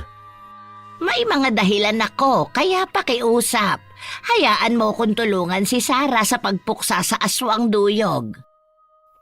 Hindi alam ni Sarah kung bakit ganun ang kinikilos ni Danilo. Pero nakita niya rin ang pangingilid sa mga mata ni Lola Zeta. Ngayon niya lang nakitang malungkot ang muka ng matanda. Umalis si Danilo sa harap niya at hinayaan itong ibigay sa kanya ang mutyang hawak ng matanda. Laking gulat ni Sarah nang lumapat yon sa kanyang kamay ay bigla siyang nakaramdam ng malakas na enerhiyang gumapang sa kanyang katawan. Kitang-kita niya rin ang pagliwanag ng bato sa palawit ng kwintas. Sa gabi lang nagkakaroon ng bisa ang kapangyarihan ng mutya ng amarilyo. Mag-iingat ka kapag nakaharap mo na ang baboy ramo. Gawin mo ang lahat para tamaan siya ng sandata mo. Sa ganung paraan, mas mapapadali ang pagpatay mo sa aswang duyog. Lola naman para naman po kayo nagpapaalam sa mga sinasabi ninyo. Saan po ba kayo pupunta? Babalik na po ba kayo sa mga anak ninyo? Walang tatanggap sa akin, Sarah. Ikaw lang ang nagpakita ng pagmamahal sa akin. Masaya akong nakilala kita. Hindi maipaliwanag ni Sarah ang pagbundol ng kaba sa kanyang dibdib nang marinig ang sinabing yun ni Lola Zeta. Pakiramdam niya ay yun na rin ang huli nilang pagkikita ng matanda. Ang totoo kaya ako pumunta sa baryong ito para makasama ang anak kong inabandona noon. Hindi ko alam kung mapapatawad pa niya ako. Hindi ko akalaing aabot sa ganito ang ginawa kong pag-abandona sa kanya. Hindi ko na rin naman maibabalik ang nakaraan. Lola, hindi ko po alam na may mabigat na po pala kayong pinagdadaanan. Pasensya na po. Bigyan mo ng katarungan ng mga pinatay ng aswang at kahit na anong mangyari, wag na wag mong sisisihin ang sarili mo sa lahat ng magiging desisyon mo. Lola, tama na po. Hindi ko na po kayo maintindihan Huwag na po kayo magsalita ng ganyan. Nandito naman po ako. Tunay na lola ang turing ko sa inyo. Kaya nakikiusap po ako. Huwag po kayong ganyan sa harapan ko. Kinakabahan po kasi ako sa inyo Para bang meron kayong tinatago sa akin na hindi ko dapat malaman. Malakas po ang pakiramdam ko, pero pagdating po sa inyo nawawala ako sa sarili ko. Kaya wag na po kayong malungkot at gagawin ko naman po ang mga sinabi nyo. Hindi na napigilan ni Sarah ang sarili. Bigla niya itong niyakap ng mahigpit, pero bigla itong napaigik na parang nasasaktan. Kaya't mabilis niya itong pinakawalan at nagtatakang napatingin sa mukha nito. Lola, bakit po? Wala ito. Napagod lamang siguro ako kanina. Pwede ko bang makausap si Danilo ng kaming dalawa lang? Ano po? Magkakilala na po ba kayo ni Danilo? Hindi. Hindi kami magkakilala. Dati na kasi akong pumunta rito. Kaya May pag-uusapan lang muna kami. Sige na, mauna ka na sa labas at susunod na rin ako. Walang nagawa si Sarah, kundi ang pagbigyan ang dalawa. Paglabas niya sa bakuran, ay nahulog naman siya sa malalim na pag-iisip. Magmula pa kanina, ay hindi na nawala ang kaba niya sa kanyang dibdib. Sa kanya muling pinagmasdan ang mutyang ibinigay sa kanya ng matanda at isinuot sa kanyang leeg. Pagkalipas ng ilang minuto, ay lumabas na rin si Danilo sa pintuan ng kubo ni Lola Zeta habang may dalang itak na magagamit naman ito sa pagronda mamayang gabi. Tara na, Sarah. Ibinigay lamang sa akin ni Lola Zeta ang itak na to. Itinuro niya rin sa akin ang mga dapat nating gawin para mahuli ang aswang na yun. Parang namumutla ang labi mo, saka nanginginig din ang kamay mo. Mapupula rin ang mga mata mo. Umiyak ka ba? Ganun ba? Mangyaring naawa lang ako sa matanda eh. Tara na, kailangan na nating umalis para makapaghanda na tayo mamaya. Lumingon muna si Sarah sa pintuan ng bahay at nakita pa niyang sumilip si Lola Zeta sa pinto habang nakangiting tumango sa kanya na parang sinasabi nitong ayos lang ito at huwag na siyang mag-alala. Pero iba ang nararamdaman niya sa kakaibang kilos ng matanda. Mahigpit na mahigpit ang yakap nito sa kanya at doon siya kinakabahan. Lalo pa at napamahal na sa kanya ang matanda. Saka lamang sila naglakad papalayo sa bakuran nito. Bigla siyang tumigil sa paglalakad nang mapansin niya ang mga amarilyong nakasuksok sa bawat punong mararaanan nila. Matatanda ang si Lola Zeta pa ang may gawa nun para hindi daw sila lapitan ng masasamang elemento. Pagdating nila sa bahay ay nakaabang na sa kanya sina Mang Pedro at Aling Mela. Ano bang pinaggagawa niyong dalawa? Teka, bakit may dala kang itak, Danilo? Saan ba kayo galing?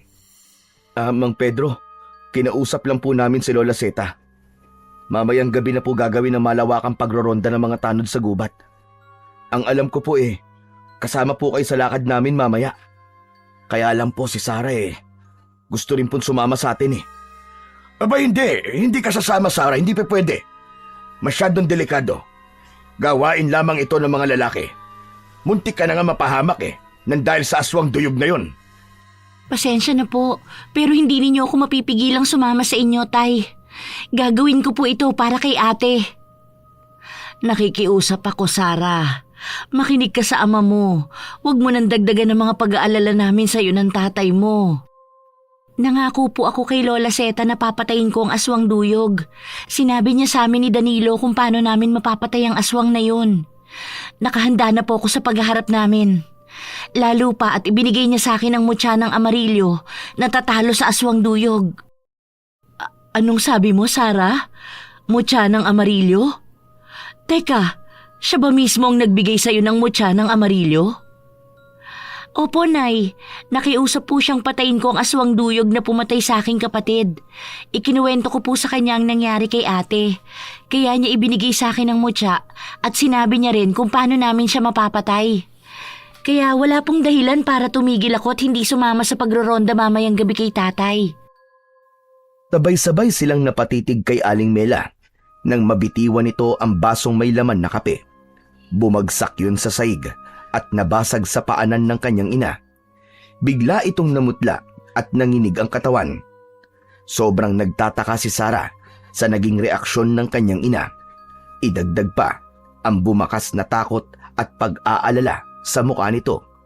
Hindi rin ito napansin na dumudugo na ang paa na tinamaan ng nabasag na baso. Nay, ano po bang nangyayari sa inyo? Nasugatan po tuloy kayo. Ha? Nag-aalala lang ako sa iyo, anak. Huwag ka nang sumama sa kanila. Ako lang po ang makakagawa nito, Nay. Saka nabanggit po ni Lola Zeta na kaya raw po siya naririto dahil sa anak daw po niya na inabandonan niya noon. Nakita ko nga po na nangingilid ang kanyang luha kanina. Hindi raw po niya ginusto ang mga nangyari sa kanya. Basta, hindi po talaga ako mapakali nang marinig ko ang tungkol sa anak niya malungkot po pala ang buhay ni Lola Seta. Ama na nga yan, Sarah. Sige na, ako na maglilinis ng mga bubog sa saig. Si Mang Pedro naman ay nakakunot ang noo na nakatingin sa mukha ng asawa. Nagtataka sa biglang panginginig ng katawan ni Aling Mela. Si Danilo naman ay dali-daling yumuko at tumulong sa paglilinis ng mga bubog at siya na rin ang nagtapon nun sa labas ng bahay. Hoy Mela, ano ba nangyayari sa'yo? Bakit bigla ka nagkakaganyan? Oo nga naman, Nay. Ni hindi niyo po napansin na dumudugo na ang paa ninyo. May sakit po ba kayo? Huwag niyo na lamang akong pansinin. Parang biglang sumama ang pakiramdam ko. Magpapahinga muna ako sa kwarto. Nagkatingin na naman silang mag-ama nang umalis sa harapan nila si Aling Mela. Ilang saglit pa ay bumalik na si Danilo sa loob ng kanilang bahay at doon na nga nila pinag-usapan ang mga gagawin. Kasama na ang pagpapanggap ni Sarah na buntis bilang pain sa aswang. At para maisakatuparan ang kanilang plano, kailangan niyang magsuot ng hinubad na damit ng buntis para isipin ng aswang na totoo siyang buntis. Nang maihanda ang mga kakailanganin, ay matyaga silang naghintay sa pagsapit ng gabi. Sa gitna ng kakauyan, kung saan madali nilang makikita ang baboy ramo. Nakahanda na ang kanilang mga kakailanganin, pati na ang kanyang sandata na nasa ilalim ng unan na nasa tiyan niya. Madalas ang paglinga ni Sarah sa paligid habang nagkukunwaring naliligaw. Dala ang lumang gasera ay panay ang buntong hininga niya na para bang bigla siyang nakaramdam ng takot. Lalo pa at madilim ang paligid dahil pansamantalang pinatay ng mga tanod ang kanilang mga sulo para hindi mabulabog ang inaabangan nilang aswang duyog. Pero 2 oras na siyang nakatayo ay wala pa ring aswang at baboy ramo ang nagpakita sa kanila. Kaya naman, naisipan niyang maupo na muna sa damuhan. Ilang sandali pa ay nakarinig na sila ng malalakas na pag-angil na parang asong galit. Kasunod ang paglitaw ng malaking baboy ramo sa harap nila.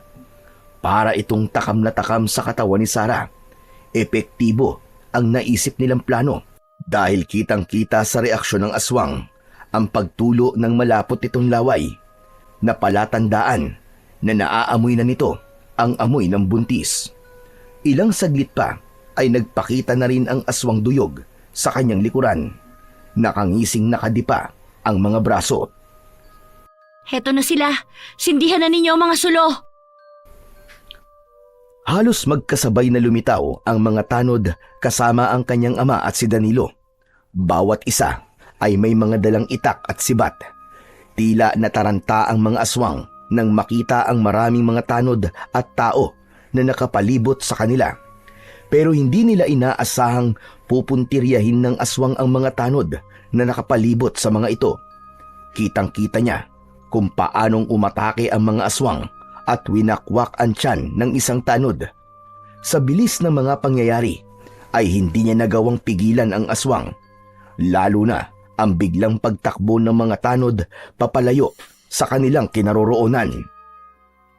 Mamamatay kayo ngayon sa sandata ko! Mabilis na hinugot ni Sarah ang kanyang armas at sinugod ang nakatayong baboy ramo habang nilalapa ang katawan ng tanod. Pero humarang ang nilalang na nakangisi habang nakalitaw ang malalagari nitong mga pangil. Binigwasan niya ito ng suntok sa muka pero hindi nito ininda ang kanyang unang pag-atake.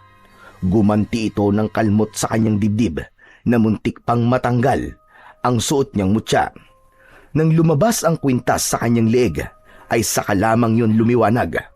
Halos masilaw ang aswang sa liwanag na nanggagaling sa mutya. Kaya't nagkaroon ng pagkakataon si Sarah na umatake sa kalaban. Pero tinalon naman siya ng baboy ramo na para bang pinoprotektahan ito ang nilalang na may nakakatakot na itsura. Saka siya nito sinunggaban sa kanyang balikat. Pero mabilis din itong napalayo na para bang napapaso ito sa kanya. Kasabay ng pagtaga niya sa katawan ng baboy ramo. Gawin nyo na! Bilisan nyo!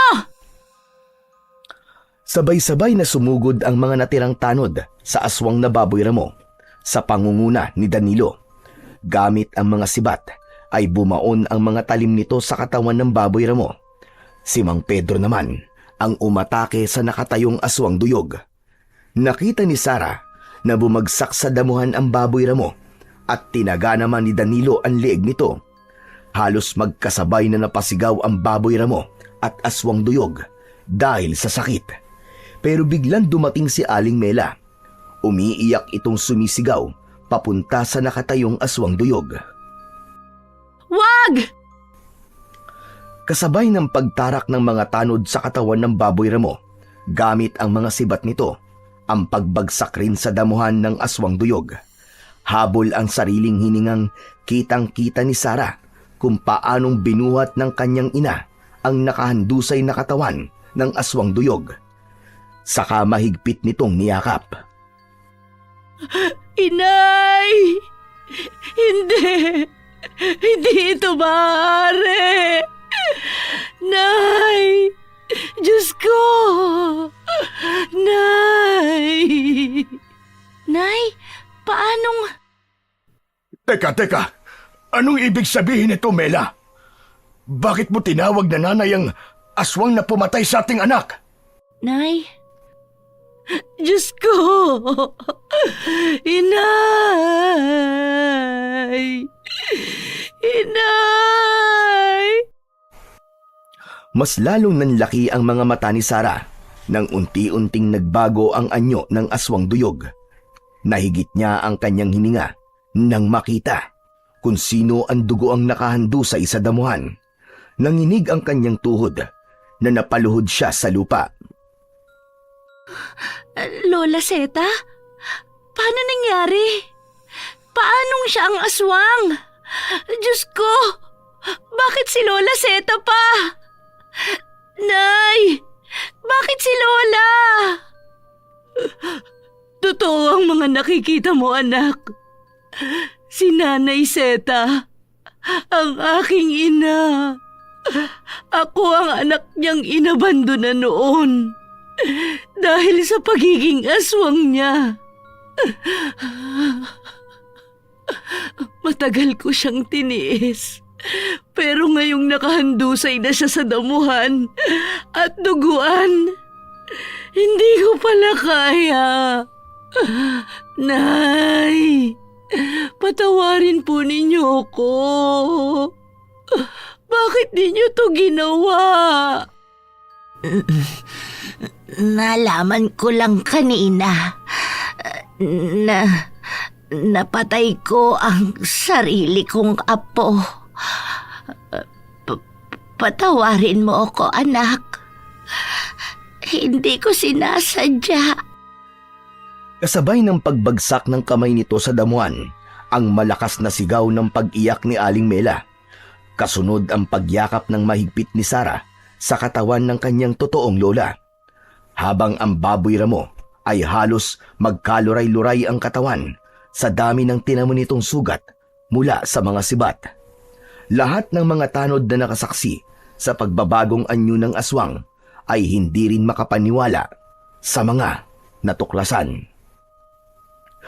Patawarin mo ko, Sara. Pero nang dumalaw tayo sa bahay niya, ay alam kong siya ang aswang duyog. Kaya lang, nakiusap siya sa akin na kung mamamatay daw siya, ay gusto niya sa malupit na paraan para daw makabayad siya ng utang sa mga taong pinaslang niya. Lalo na sa ginawa niya sa kapatid mo. Nalaman kong hindi niya alam ang kanyang ginagawa kapag nagiging halimaw siya. Bakit ngayon mo lang to sinasabi sa akin? Kung kailan patay na siya, hindi na niya maririnig ang mga sasabihin ko. Isa yun sa mga naging kahilingan ni Lola Seta. Pasensya na talaga, Sara. Hindi pa rin ako makapaniwalang ina mo siya, Mela. Dahil wala kang binabanggit sa amin noon. Kung ganun, huwag mong sabihin na isa ka rin na aswang duyog. Hindi ko naman ang pagiging aswang niya, Pedro. Dahil gumawa siya ng paraan para hindi niya ako mahawa ng pagiging aswang niya. At yun ang abandonahin ako. Pero bakit po kaya niya ako binigyan ng mutya ng amarilyo? Ang mutya ng amarilyo ay walang kakayahan laban sa aswang, kundi mutya yon para makilala ka ni nanay. Dahil kapag nasa anyo siyang aswang duyog, hindi niya napipigilan ang kanyang sarili. Hindi rin niya nakokontrol na masaktan ka. Prinotektahan ka ni nanay. At siya na mismo ang gumawa ng paraan para matapos na ang paghihirap niya. Hindi kagustuhan ni Lola Zeta ang pagiging aswang niya. Hindi lamang niya mapigilan ang kanyang sarili na kumain ng laman loob ng tao, pati na ng sanggol. Siya rin na nagsabi sa akin sa naging plano nating ito. Kaya na mapunta ang mutya kay Sarah, nakiusap siyang tapusin ang paghihirap niya. Kitang-kita ko ang pagsisisi sa kanyang mga mata. Parang mababaliw si Sarah sa mga narinig na sinabi ni Danilo. Sa kahuli-hulihang pagkakataon ay nangibabaw pa rin ang kabutihan sa puso ni Lola Zeta. Bagamat natatalo ito ng tawag ng kadiliman, sa huli ay mas pinili nitong mamatay kesa ang mabuhay sa kasamaan. Tumayo si Aling Mela. Habang nakapalibot naman sila sa nakahigang si Lola Zeta, kitang-kita nila kung paanong nilamon ng apoy ang katawan ng matanda mula sa sulo ng mga tanod. Hanggang sa unti-unti nang maging abo ang katawan ni Lola Zeta, inilihim nila ang mga natuklasan at nanatili na lamang sa isip nila na kahit naging masamang nilalang ang matanda, ay marami naman itong nailigtas na buhay. Kaya siguro pinili nitong maging albularya para gamutin ang mga sugat na nilikha ng aswang, at siya naman ang tagapagpahilom sa sugat na gawa ng kampon ng kadiliman.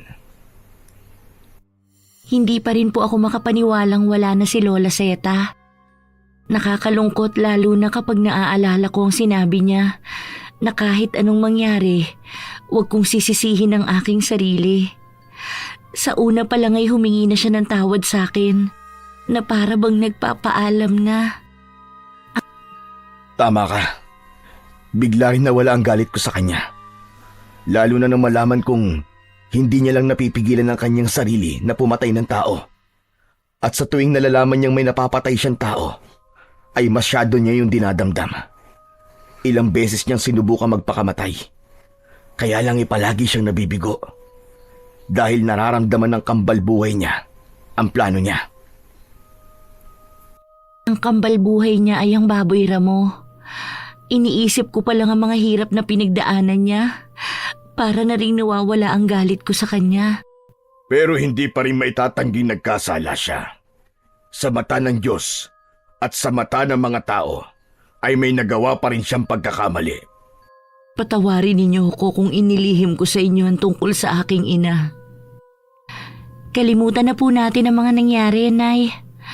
Kung nasan man si Lola, sana matagpuan na rin niya ang katahimikan sa kabilang buhay. Isang malungkot na sulyap sa bahay ni Lola Zeta ang huling naging paalam nila sa matanda. Sa isip ni Sarah ay iingatan niya ang mga amarilyong nasa bakuran ng matanda. Siya ang pumalit sa pagiging albularya nito, gamit ang mga naiwang langis pati na ang mutyang suot niya na sapat ng pangontra laban sa aswang na nagtatago sa dilim.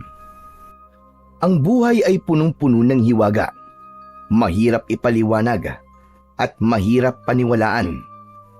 Ang pagpapatawad sa mga taong nagkakasala ay mahirap gawin, ngunit sa paglipas ng panahon, kusang maghihilom rin ang sugat na nilikha nito. Dahil kung ang Diyos nga ay marunong magpatawad, ang tao pa kaya na nilikha lang nito? Dahil sa huli, ang lahat ng kasamaang itinanim sa iba ay siya mo ring aanihin. Wala itong ipinagkaiba sa amarilyo na merong magandang bulaklak. Subalit kung ito ay hahawakan at malalapitan, malalaman mo rin kung anong klaseng baho ang meron siya. Patunay lamang na ang pagpapanggap ay hindi panghabang buhay. Darating pa rin ang oras na malalaman at malalaman nila ang iyong tinatagong lihim kahit patakluban mo ito ng kabutihan.